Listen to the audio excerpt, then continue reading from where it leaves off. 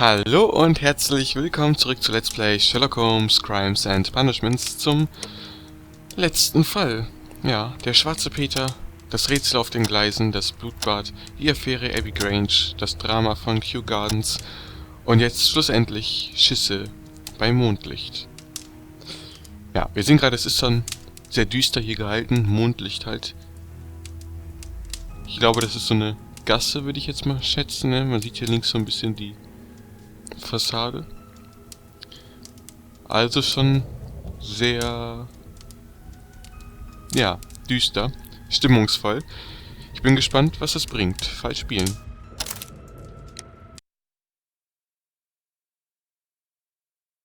Ja, jetzt sieht man das nochmal besser.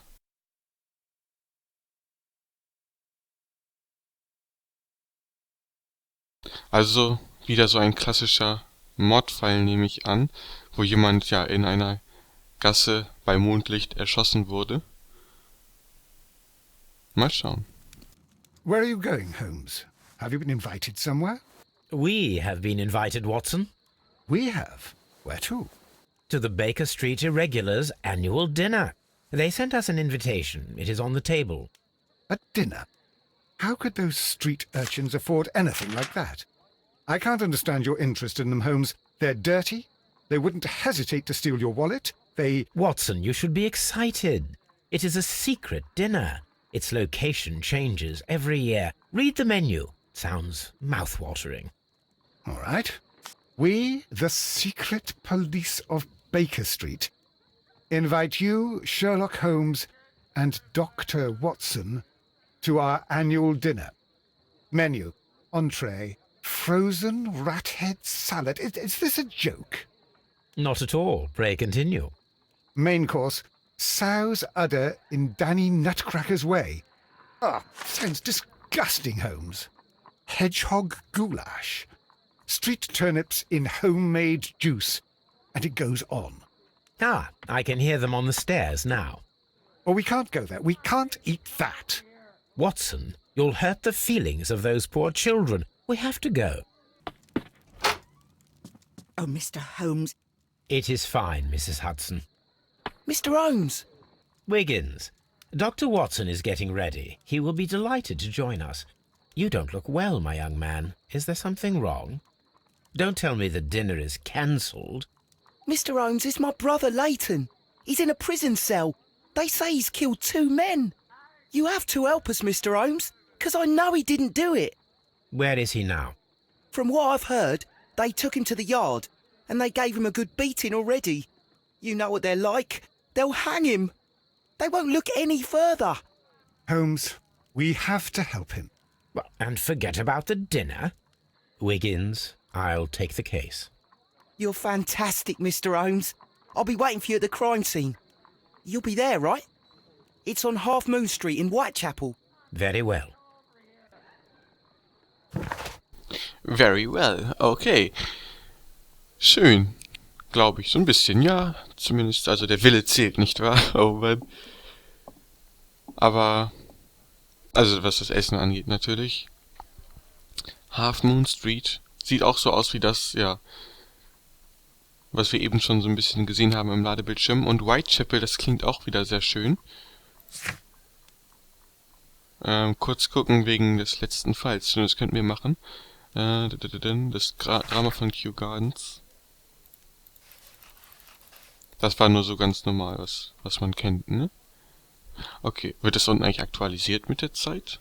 Könnte ich vergleichen vielleicht mal mit Schwarzer Peter, das ist jetzt ja schon ein bisschen her. 78:37, war das echt so? Egal, weiß ich nicht mehr.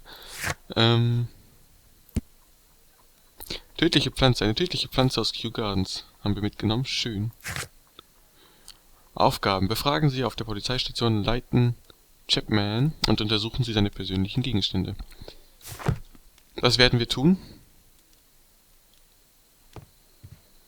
Denn immerhin möchten wir ja tatsächlich unserer Spezialeinheit helfen. Unseren Baker Street Irregulars.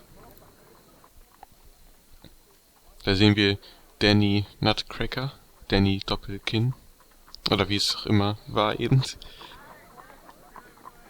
Hello, Toby. All you need now is a shawl and a mop cap, and you could be Mrs. Hudson's younger sister. Okay. Hello, Toby. Gut, lassen wir das einfach so unkommentiert stehen. My analysis table. It is useful for my work. Ja, ich schaue mir hier nochmal kurz alles so ein bisschen an, denn aus 2 Gründen. Erstens, das ist der letzte Fall. Und zweitens ist es gerade dunkel. Was ja auch neu ist. Aber eigentlich wollte ich sowieso nur zum Brief. Weshalb ich überhaupt nochmal rausgegangen bin. Pflanzen können töten. Eine Sensation. Eine exotische Möglichkeit für einen Mord. Das Arsenal der Kriminellen dürfte bald um giftige Pflanzen erweitert werden. Eine junge und bildhübsche Frau hat zusammen mit ihrem Kollegen in Kew Gardens den schrecklichen Mord am Direktor der Gärten, Mr. Montague Dunn, geplant und ausgeführt. Nur ein einziger Detektiv war in der Lage, die Wahrheit hinter diesem Verbrechen aufzudecken, das zuvor als ein einfacher Herzanfall zu den Akten gelegt worden war. Der Name dieses Detektivs lautet Sherlock Holmes. Ja, so ist es, wohl wahr. Obwohl doch eigentlich Lestrade beteiligt war an dem Fall, oder nicht? Und die moralische Entscheidung war ja nicht, die Lorbeeren selbst einzuheimsen, oder? Deshalb wundert mich das gerade, dass wir das jetzt tatsächlich getan haben, aber gut.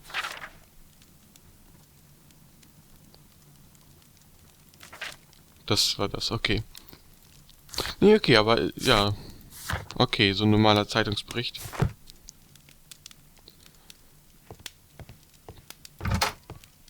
Noch kurz schauen, was wir uns... wir können jetzt tatsächlich mal eine Abendgarderobe oder so anziehen. Freizeit, dunkler Anzug, brauner Anzug, grüner Anzug, grauer Anzug. Ich meine, gut, heller Anzug, okay. Bandit. Hatten wir noch gar nicht gebraucht, oder? Wir müssten es ja theoretisch jetzt tun. Bauernkleidung, Morgenmantel, Seemann, aufgeknöpft, Freizeitanzug. Dunkler Anzug. Habe ich sowieso irgendwie viel zu wenig genutzt, kann das sein?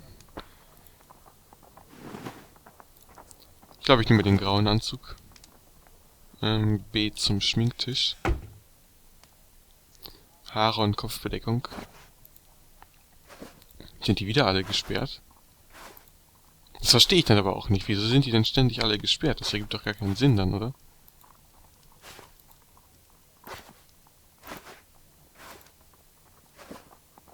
Oder verstehe ich das irgendwie falsch?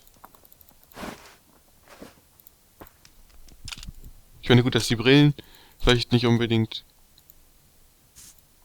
so nutzbar sind, das kann ich nachvollziehen, aber die Frisur? Weiß ich nicht. Egal, ich gehe mit dem Zylinder. Und... ja, ich glaube, dann gehe ich auch dann tatsächlich gleich mal los. Ach, jetzt haben wir hier auch die Souvenirs. Das ist mir gar nicht... habe ich vorher irgendwie gar nicht nachgesucht, kann das sein? Also, irgendwie bin ich auch nicht davon ausgegangen, dass die hier wirklich verstreut rumliegen. Ich meine, was hatten wir denn dann? Das ist diese Dampfpfeife. Hier vorne, das könnte die Gabel sein. Obwohl ich jetzt nicht genau das Emblem sehen kann. Die Pflanze müsste dann vermutlich da vorne noch auf dem Tisch stehen. Oder hier irgendwo. Oder auch nicht. Oder ich sehe sie nur nicht, weil es zu dunkel ist. Und was hatten wir sonst noch? Den Silberdolch. Und die Harpune. Okay, die Harpune, stimmt, die hatten wir tatsächlich. Daran kann ich mich jetzt wieder erinnern. Aber dieser Dolch ist ja nicht der Silberdolch. Gucken, ob wir den hier noch irgendwo finden. Was haben wir denn da alles so? Wisst ihr jetzt nicht, sehe ich jetzt nicht.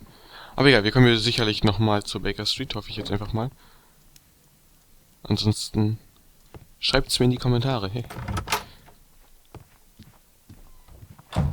Oh, ich wollte gerade sagen, hier steht sie jetzt nur bei Watson drin. Und jetzt steht sie tatsächlich hier bei Watson drin. Oh Mann. Und da liegt ja auch der Dolch, tatsächlich. Okay, cool, nice. Finde ich schön, okay. Gut, nee, jetzt aber wirklich, das war, denke ich mal, so ein genügender Abschluss, möglicherweise, für die Baker Street. Ich dachte, ich nehme das mal noch so mit. Jetzt auch schön draußen, alles dunkel. So, ich habe das mal gerade übersprungen. Rausgeschnitten, meine ich. Und wir sind Half Moon Street. Great Alley Street oder so. Holmes, poor little Wiggins needs our help. Und der gute, wie hieß er jetzt? Leiten? Hallo? Oh, okay, was passiert hier? Wir kommen hier raus. Möchte ich aber natürlich nicht. Locked. Ja, das ist, denke ich mal, auch selbstverständlich alles. Also da vorne steht unsere Droschke, mit der wir angekommen sind. Können wir in diese Richtung denn... Okay, können wir auch nicht. Dann gehen wir dahin, wo wir... Wow, ich bin verwirrt. Hingehen sollen. Und zwar hier durch. Echt schön gemacht mal wieder.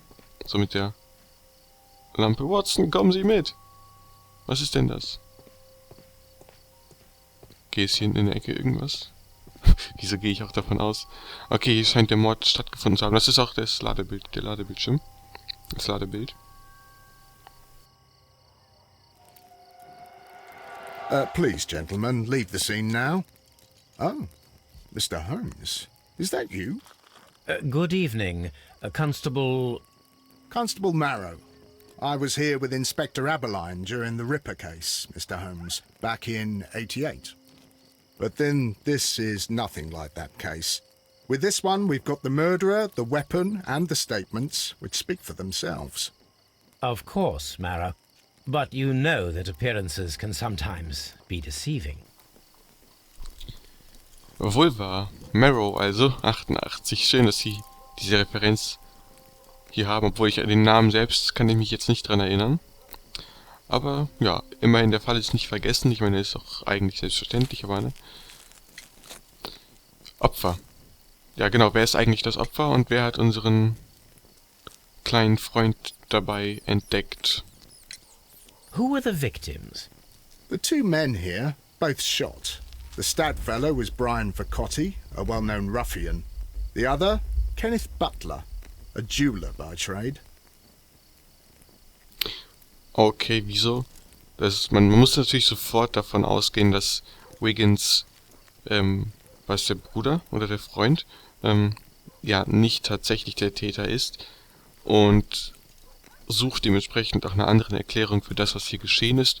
Und ich denke, es ist jetzt schon eine gute erste Theorie, dass dieser wohlbekannte Raufbold den Juwelier ausrauben wollte, ihn ja ermordet hat und dass er dann selbst irgendwie anders ermordet wurde. Oder so. You spoke of statements. You have witnesses? Well, I was there, so I gave my own statement. And then there were two other witnesses who said they saw the killer Chapman. Mr. Turner, a gentleman who lives in that flat over there. And Polly Powell, a flower seller, who was over at the far side of the street. Okay, und was sind diese Zeugenaussagen dann? Ihre können Sie ja direkt sagen, denke ich. So, Constable Marrow, I should be delighted to hear your testimony. I was standing at the north side of Half Moon Street. That was the side that you came from. But you would have been unable to observe this part of the street, where we are standing now.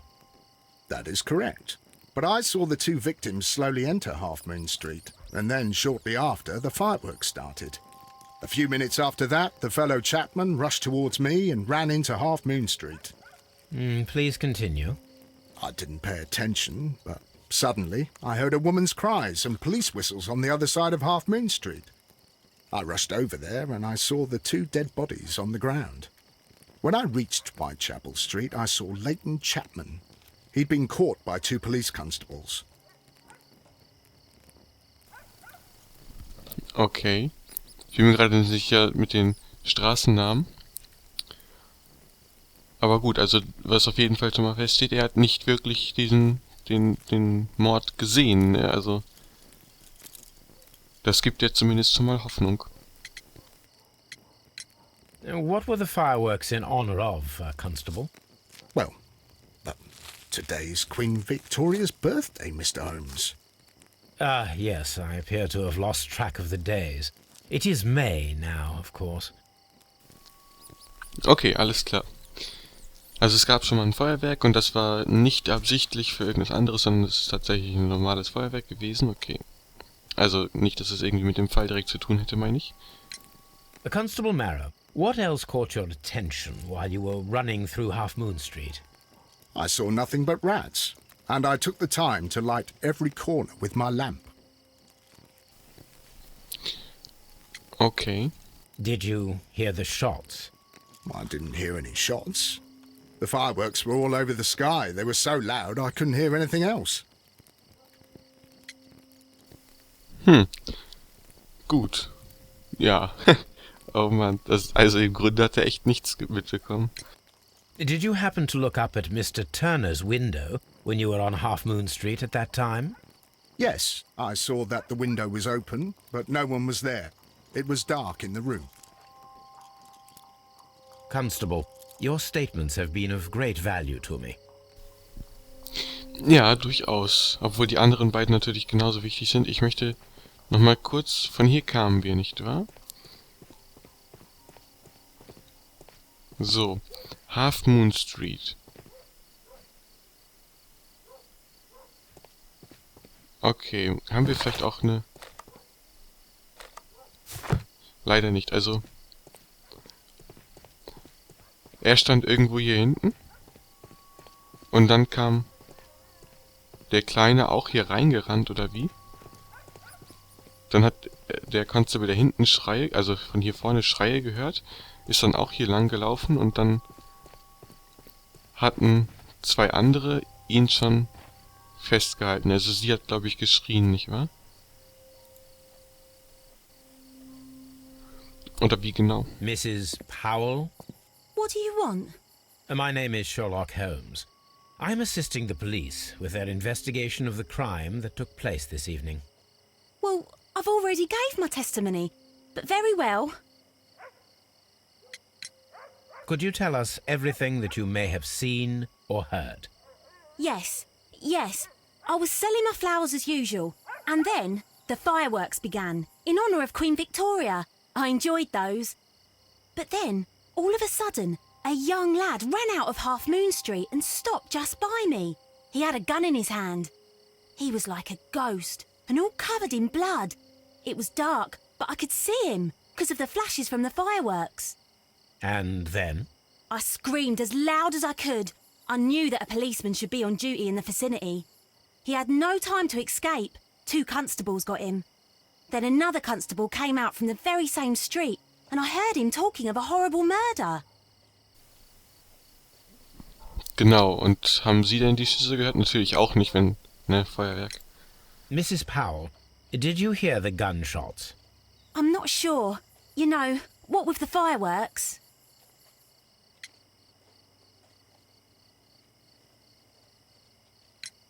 Did you see anyone else leaving Half Moon Street, prior to or at the time of the crime? No, sir, I did not. Even with all the fireworks, I was very attentive, as I'm always on the lookout for customers. My thanks to you, Mrs. Powell. Ja, das natürlich auch.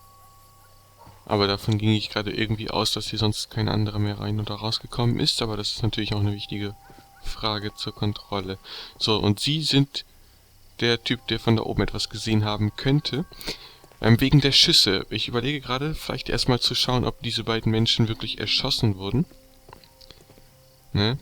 Und ich frage mich gerade auch, warum Wiggins hier reingelaufen ist. Dann hatte er die Waffe. Wieso hatte er die Waffe? Blutverschmiert? Ich meine, gut, er hätte die beiden vielleicht sehen können. Die Frage auch, wie viel Zeit dazwischen überhaupt war, ne?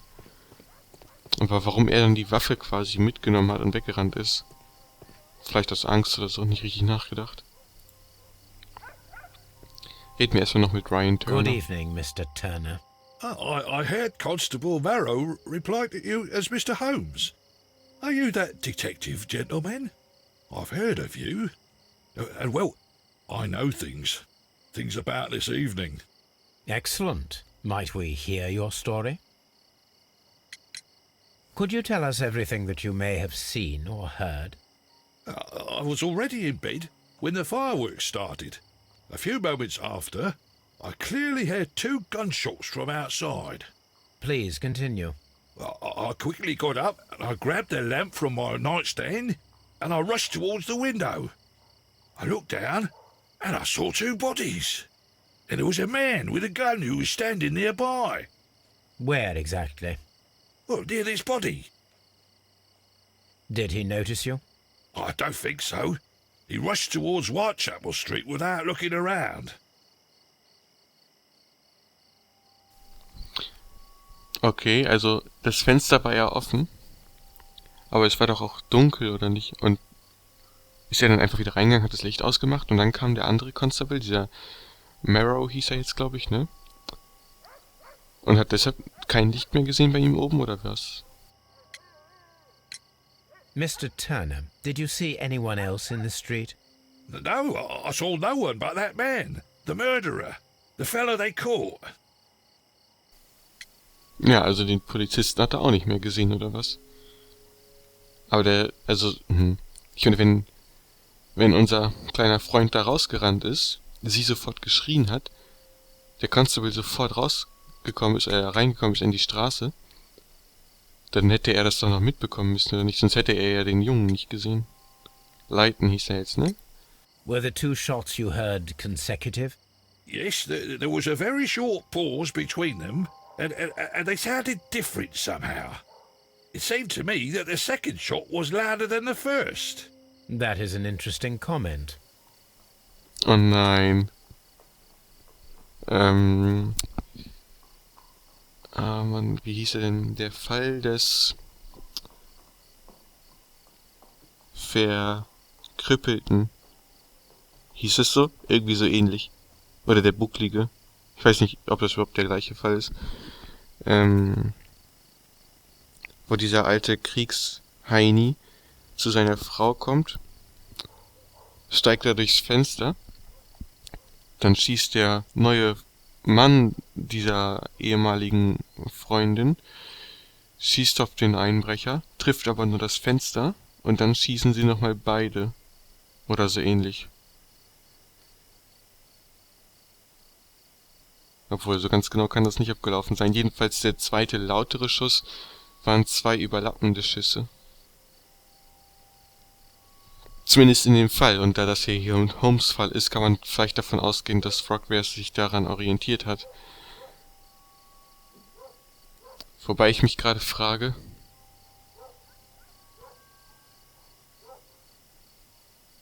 ob das so einfach möglich war oder ob ich das gerade falsch in Erinnerung habe von dem Originalfall. Denn ich nenne jetzt der Bucklige, das hört sich nicht so böse an. Der Bucklige wurde nicht erschossen. Es wurde halt das Fenster getroffen. Aber war das nur ein lauter Schuss? Ich bin mir schon gar nicht mehr sicher. Oder vielleicht war es auch bei einem anderen Fall so. Aber in irgendeinem Fall so. Jedenfalls der lautere Schuss, dass das 2 Schüsse waren, die gleichzeitig abgefeuert wurden.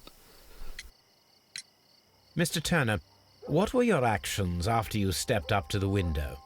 I was afraid that the man with the gun might return, so I stayed close to the window till I saw the policeman coming in the Half Moon from Whitechapel. Then I walked out to tell them everything I saw. Also doch, oder was? Gut. Untersuchen wir den Herrn mal. Ich bin mir gerade nicht sicher, ob wir die anderen beiden auch untersuchen konnten, aber ich glaube nicht, ne?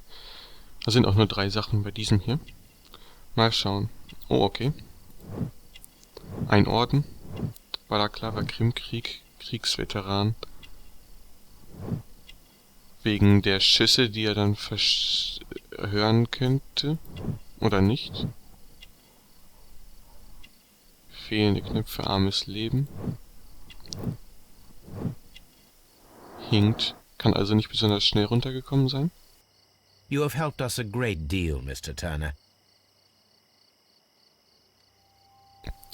Das möchten wir gleich nochmal genau durchdenken. Ich möchte nochmal kurz gucken, ob ich das nicht irgendwie vergessen habe da vorne mit der Charakteranalyse. Okay. And already a murderer. Hätte mich auch irgendwie gewundert, wenn ich das tatsächlich irgendwie hätte vergessen I'll können. do anything to save my brother, Mr. Holmes. Doch, der Bruder, okay. So, Kenneth, wie hieß er jetzt? Okay, kann ich gerade gar nicht mehr nachgucken, schade. Also, ich hätte eben lesen sollen. Kopfwunde. The bullet struck his head. This man didn't stand a chance. Das ist der Juwelier, nicht wahr? Er sieht zumindest so aus wie einer. Also, wenn einer von beiden Juwelier sein müsste, dann vermutlich eher er hier. Linke Tasche, Schlüssel. This is an ordinary key. I wonder what kind of door it opens. Ja, wenn es ein gewöhnlicher Schlüssel ist, dann vermutlich nicht so eine Juwelierkiste oder sowas für irgendwas anderes. Tee können wir machen. Können wir dieses Ding dann vielleicht aufnehmen? Straßenpflaster. Feststeckender Gegenstand. Holzstück. A piece of wood that has stuck between the cobblestones. Let us take a closer look. Okay, drehen wir das mal um. This shard of wood is quite new.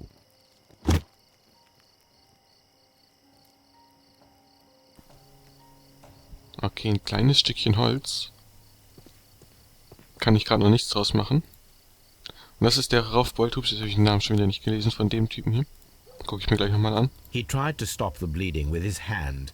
Death was not instant.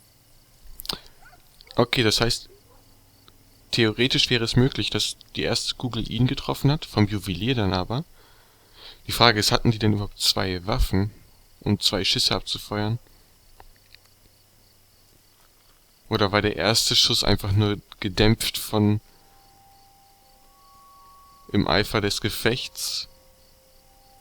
Die beiden hatten so eine Rangelei und der Juwelier hat hier den Raufbold abgeschossen.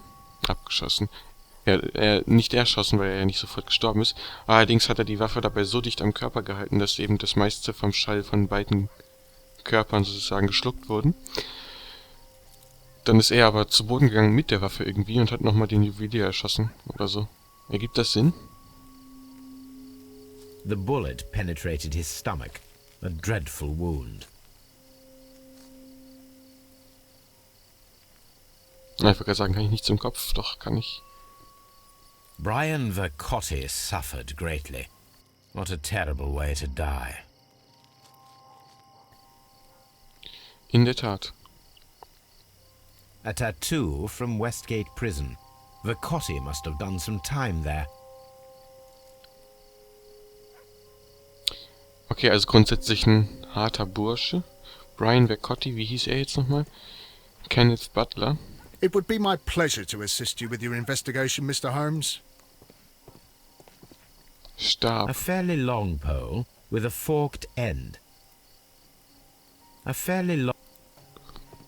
Ich möchte jetzt nochmal kurz beispielsweise nach anderen, ja, nicht unbedingt Einschusslöchern oder sowas, aber gucken, was hier noch so passiert sein könnte. Kann ich hier eigentlich nicht vorbeimogeln? Nee. Ob man noch irgendwas anderes Interessantes findet. Den Stab müssen wir natürlich nochmal irgendwann dann benutzen. Wobei ich gerade noch nicht genau weiß, wofür. Aber ich könnte natürlich auch erstmal noch eine Deduktion anstellen. Und dann gleich mal fragen, was es noch gibt zu fragen gibt. Dunkles Fenster. Mr. Turners Aussage. Das muss ich mir gar nicht durchlesen. Ist, denke ich, klar, was gemeint ist. Widersprüchliche Aussagen. Mr. Turner hat ausgesagt, dass er an seinem Fenster gestanden hat, bis die Polizei eintraf. Das widerspricht jedoch Constable Marrows Aussage, der niemanden am Fenster gesehen hat.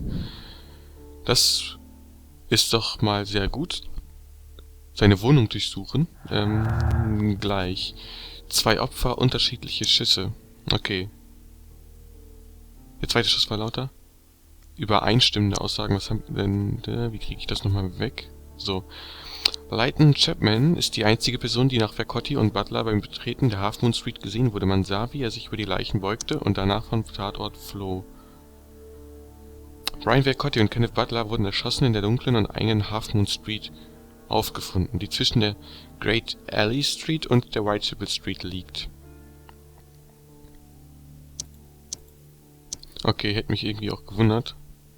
Das will ich gar nicht versuchen. Lassen wir einfach, wir haben ja etwas zu tun, also versuchen wir das im nächsten Part zu machen. Da durchsuchen wir seine Wohnung und schauen mal, was man von da oben hätte sehen können.